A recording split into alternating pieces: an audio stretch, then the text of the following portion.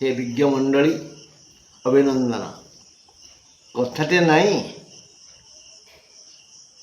सत्यं ब्रूयात् प्रियं ब्रूयात् माँ ब्रूयात् सत्यम प्रियम।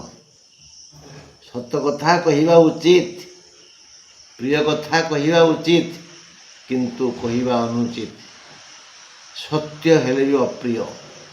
जो सत्य कथा कहले आम अप्रिय हेबा से कथा कहबानी। धननंदन भली समस्तंक कपाल तले नाक ऊपर दीटा कला कला आखि अच्छी। समस्ते देखुथिले, जानिथिले, बुझीथिले जे चाणक्य रूपरे कला, किंतु मूर्ख गोबर गणेश अपगंड पशु धननंद धनर अहमिकारे जड़े उच्च कोटीर विद्वान को कहीदेला, इस ये पिचु ना कोईला ना गोबर एते कला, ये पुणी ब्राह्मण, ये पुणी श्राद्ध करिवो। छी छी छी छी छी। एई कटुक्ति चाणक्यंकर आपादमस्तक को थरई देला।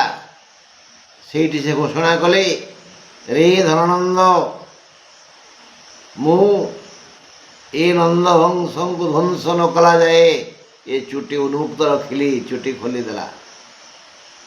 पुराण रे कथा कही थिले किए, द्रौपदी क्या दुशासन को जे पर्यंत तो बाहुर रक्तरे मोर केश राशि धुआ न होईची से पर्यंत मु चुटी बांधिबिनी।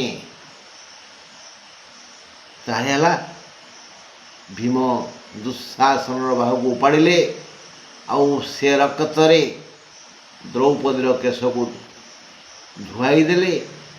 फल द्रौपदी की इच्छा पूर्ण होता। चाणक्य तापर एक कथा कहते, धनानंद तत्क्षणात आदेश देले, अरे ये मूर्खटा को धर रे, से सीना एठू गले कौन करिवो, ताकू यही बिना विनाश कर दियो। चाणक्य किंतु मूर्ख नथिले, महाज्ञानी थिले, अति बुद्धिमान थिले, उपस्थ बुद्धिमान थिले। केतेबेले कौन करने को हेबो तांको जଣା थिला। आपण जानती, छोट छुआ अबोध शिशु थिला बेले मातृ गर्भरु से पृथ्वी को आसला बेलू तांको दांतटे उठी थिला। यह एक ज्ञान लक्षण लेखा नहीं। क्वचि दंताड़क मूर्खा, जेते दांतुरी बा दांतुरा से माने प्राय ज्ञानी।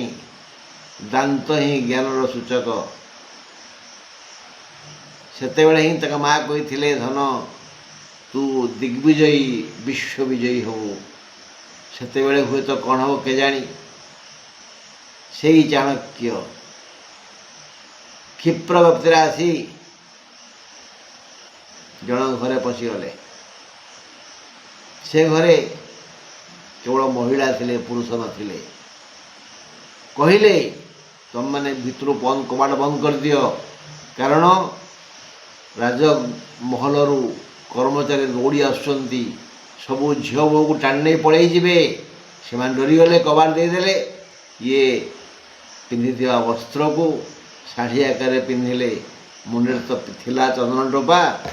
से घर गोटे गड़ को धरले, पानी भर्ती कले एवं कठू से छाड़देले।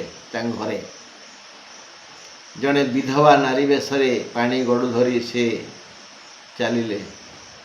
देखले लोग कौन भावे, ये विधवा ब्राह्मणी झाड़ा जाऊँगी। तेणु कई किसी प्रश्न पचारे, खाली पादरे किछि बाट गला परे से लक्ष्य कले, पछुको अनैले। कौन से राज कर्मचारी खोजुना, किंतु ତାଙ୍କ ପାଦ ରକ୍ତାକ୍ତ, କୁଶ ଅଗ ଉଠିଥିଲା ଏବଂ ଖାଲି ପାଦରେ ଯାଉଥିବାରୁ ତାଙ୍କ ପାଦରେ ଫୁଟିଗଲା। ଯନ୍ତ୍ରଣା ସେ ଭୋଗିଲେ, କଷ୍ଟ ଭୋଗିଲେ। ତାପରେ କ'ଣ ହେଲା କାଲି କହିବି। ଯଦି ଆପଣମାନେ ସଦିଚ୍ଛା ଥିବ, ଆପଣମାନଙ୍କର ସଦିଚ୍ଛା ଥିବ, ତାହେଲେ ମୁଁ କାଲି କହିବି। ଈଶ୍ୱରଙ୍କ ଇଚ୍ଛା କ'ଣ ଦେଖିବା। ଆଜି ଏତିକି। ନମସ୍କାର।